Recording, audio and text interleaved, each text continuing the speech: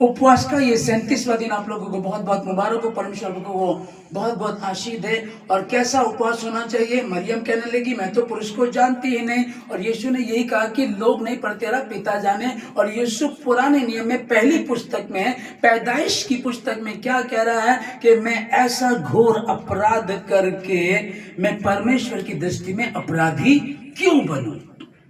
और वो वहां से भागा। कुछ लोग होंगे जो सुन रहे होंगे, अरे क्या हुआ? अरे वो लड़की, वो जो पोतीपर की पत्नी है, वो उस पर डोरे डालती है, इसे पसंद करती है, और ये पागल है, उसकी सुनता ही नहीं है, ये भाग गया। ओ यार, ऐसा मौका हमें मिलता तो हम देखते, मजा आ जाता है ना। हमें मिलता ऐसा मौका, मजा आ जाता। वो उसका प्रतिफल उसी समय पा जाते। लेकिन इसने अपने प्रतिफल को चाहा कि मेरा यहोवा परमेश्वर मुझे आशीष देगा, मैं अब्राहम, इसहाक और याकूब के परमेश्वर का बेटा हूं। हालेलुया, मैं उसका बेटा हूं और निश्चय वो मुझे आशीषित करेगा। इसलिए ये भागा, और भागने के बाद हम देखते हैं कि दूसरे देश में प्रधानमंत्री बनना, कि जो कुछ भी, मैं तो सिर्फ गद्दी पे रहूंगा, बाकी जो कुछ मिस्र में होगा वो सब यूसुफ के कहे द्वारा होगा, सब कुछ यही देखेगा। इतनी बड़ी आशीष कैसे मिल गई कि उसने उपवास नहीं रखा, लेकिन उपवास की दशा में बना रहा। सो परमेश्वर आप लोगों को बहुत आशीष दे। खुदा हर बुराई से बचाए, किसी परीक्षा में पढ़ने ना दे। और उपवास कैसा परमेश्वर हमसे चाहता है, हमने उस बात को अभी देखा बहुत अच्छे से। उसी के अनुसार हम चले, उसी के अनुसार हम बने, और कहे प्रभु तेरी योजना मेरे जीवन से पूरी हो, मैं घटूं आप बढ़े, आपकी इच्छा जैसे आसमान में पूरी जमीन पर मेरे जीवन से हो जाए। आमीन। कई बार होता है कि कई बार कठिन होता है, मुश्किल होता है, बहुत सारी बातें होती है, लोगों को पता नहीं चलेगा, ये तो पता चल जाएगा, कैसे करेंगे? अरे भाई, परमेश्वर कह रहा है कि तुरही नहीं बजानी है। आप उपवास रखो, काम पर जाओ, दुनिया में घूमो, जहां जाना जाओ, कोई फर्क नहीं पड़ता। लोग बोलते हैं कोई यार, कोई मुझे कहेगा चाय पी लो, तो मुझे कहना पड़ेगा नहीं सर मेरा उपवास है।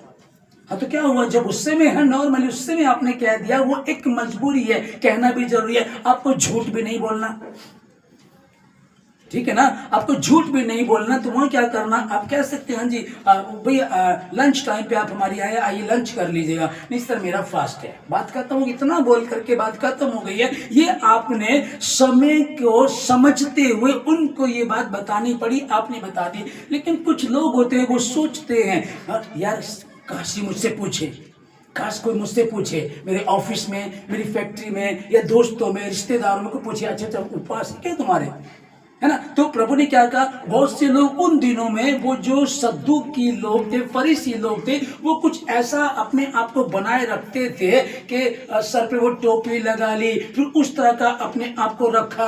बाकी दिन में तो नॉर्मल रहते थे, लेकिन जो उपवास के दिन होते थे, उन दिनों में तेल नहीं लगाया, मुंह नहीं धोया, और सड़क पे निकल गए ऐसे उदास से। अच्छा फरीसी, अच्छा सद्दूकी, अच्छा उपवास में है, तो वो दिखा रहे हैं। और यीशु ने क्या कहा कि दिखाना नहीं है। जब कहीं ऐसा लगे कि बताना जरूरी है, तब एक अलग बात है ना। कहीं बताना जरूरी है तो अलग बात है, बता दीजिएगा। लेकिन अगर आप करें नहीं इसमें किसी को बताना नहीं है, और बता देंगे तो प्रतिफल खत्म हो जाएगा, आशीष नहीं मिलेगी, तो ऐसा नहीं है।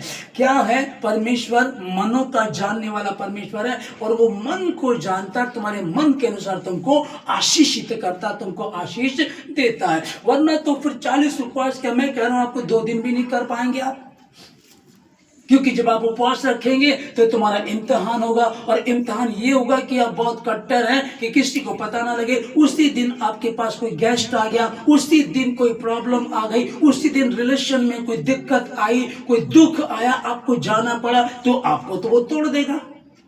तो फिर ऐसे कट्टरपंथी मस्जिद थोड़ा ही चाहता है कि तुम इतने दुखी और इतने परेशान हो जाओ। ऐसा मेरा और आपका प्रभु नहीं चाहता है। वो क्या कह रहा है कि बस मन को जांचता है, और मन के अनुसार हर एक को उनके कामों के अनुसार आशीष देता है। ओके, तो कहीं हमारा परमेश्वर बाप है, कसाई नहीं है। वो कट्टरपंथी नहीं सिखा रहा है हमको, वो पवित्रता सिखा रहा है। कहते लोग नहीं पर तेरा पिता जाने।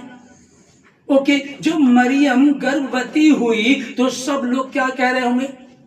सब लोगों का क्या क्या क्या उसकी विचार, उसको सोच रहे होंगे ये व्यभिचारिणी है, ये गलत है, ये किसी के साथ रही है, इसने मुंह काला किया, कितनी बातें उसे कही गई होंगी। लेकिन वो तो पवित्र थी ना। लोग बोलने दो, कुछ परिवार के लोग होंगे, माता पिता होंगे, सब कुछ ने बता दिया पवित्र आत्मा की ओर से है। तो माता पिता अपने बच्चों को जानते हैं ये धर्मी है, ये परमेश्वर की योजना में है, इसलिए ये गर्भवती हुई है। और फिर हमारी बेटी जब कह रही है ऐसा कुछ नहीं है, तो क्या होगा? लोग आपको बोल रहे हैं कि तू व्यभिचारिणी है, ये बच्चा तेरे गर्भ में कैसे आ गया, लोग ताने मार रहे हैं। कोई बात नहीं है, कम से कम अगर परमेश्वर ने ये काम किया है, तेरे गर्भ में पवित्र आत्मा से बच्चा पड़ा है, तो परमेश्वर साथ साथ तुझे ऐसी शांति, ऐसी सामर्थ्य भी देगा कि लोग बाहर से बोल रहे हैं तो व्यभिचारिणी है, वो आवाज आएगी और पता लगा कानों तक आई और उसके अंदर पहुंची ही नहीं, ताकि नेगेटिव बातें उसके अंदर ना जा सके। ओके, किसी ने कहा ये कहीं मुंह काला करके आई है, तो जैसे होठ बोलते हैं तू मुंह काला करके आई है, तो उनके शब्दों में निकल तो कटुत शब्द ही रहे हैं उनके मुंह से, लेकिन ऐसा लगे जैसे फूल जल रहे हैं। तो इधर से वो क्या बोल रहे हैं, तू गलत है मरियम, तू गलत औरत है। लेकिन लोगों वो शब्द आगे चल चल के उसके सामने क्या होंगे, वेरी गुड मरियम, तू बहुत अच्छी लग रही है। तो गलत लोग बोल रहे हैं लेकिन उसके कानों में नहीं पड़ेगा। गलत लोग दिखाना चाह रहे लेकिन उसको दिखेगा नहीं, क्योंकि परमेश्वर का अनुग्रह तुझ पर हुआ है। आमीन। जब आप ईमानदार होंगे तो कोई प्रॉब्लम नहीं होगी। इसने कहा मैं तो पुरुष को जानती ही नहीं। जब तू उपवास करे तो लोग नहीं तेरा पिता तुझे उपवासी जाने। और यूसुफ ने यही किया। वो स्त्री उसके साथ सोना चाहती थी, उसने कहा तेरा पति ने सब कुछ तो मेरे हाथों में कर दिया, अब मैं उसकी पत्नी के साथ सो करके व्यभिचार करके मैं इतना बड़ा अपराधी अपने परमेश्वर यहोवा का कैसे बन सकता हूं। आमीन। पवित्रता। कौन देख रहा था वहां से? अकेला था, दुखी था, परेशान था। अच्छी बात है, प्यार मिल रहा है, अच्छी बात है, सब कुछ ठीक रहेगा, अब तो और भी मजा आएगा। इसका पति तो बाहर चला जाता, उस पर भरोसा करता है, पर भरोसा उसके पति का नहीं, ये भरोसा किसका? अपने परमेश्वर यहोवा का तोड़ रहा था, तोड़ देता। अगर ऐसा करता, किसका भरोसा तोड़ता? अपने पिता परमेश्वर का। यहां क्या लिखा है, क्या बताया? जब तू उपवास करे तो हालेलुया। तो परमेश्वर आप लोगों को बहुत आशीष दे। आइए प्रार्थना में जाएंगे। कई बार कठिन होता, मुश्किल होता, ना मुमकिन हो जाता, क्या करेंगे, कैसे होगा, कैसे कर पाएंगे? कोई बात नहीं है। सबसे पहले है कि निर्णय ये लो कि मैं मिट्टी हूं और मेरा खुदा कुम्हार है, वो मुझे अपने हाथों में ले, जैसा वो बनाना चाहता वैसा बनाए। जब ऐसा कहेंगे ना तो मरियम की तरह आप ऐसे आशीषित हो जाएंगे कि जमीन पर एक स्त्री चाहिए थी कुंवारी, जिसके द्वारा खुदावन यीशु मसीह को उद्धारकर्ता को लाना था। फिर आपके द्वारा वो चुना होगा। यिर्मयाह चुने जाएंगे, आप यशायाह चुना जाए, यशायाह की तरह चुने जाएंगे, आप दबोरा की तरह चुने जाएंगे, आप एलिशिबा की तरह होंगे, आप मूसा की तरह चुने जाएंगे, आप पतरस की तरह होंगे। लेकिन होंगे कब? जब उसके प्रति ईमानदार होंगे। प्रभु मैं मिट्टी हूं, आप कुम्हार हैं, जैसा आप मुझे बनाना चाहते वैसा मुझे बनाइएगा। जब ये कहेंगे तो निश्चय ही खुदा आपको संभालेगा। हालेलुया। परमेश्वर आप लोगों को बहुत आशीष दे, हर बुराई से बचाए, किसी परीक्षा में पढ़ने ना दे। सबसे पहले क्या है कि विचार करें, हाँ मैं उपवास रख करके अपने पिता के पास जाऊंगा, गुप्त में जाऊंगा और गुप्त में मुझे आशीषित करेगा। सो परमेश्वर आपको आशीष दे।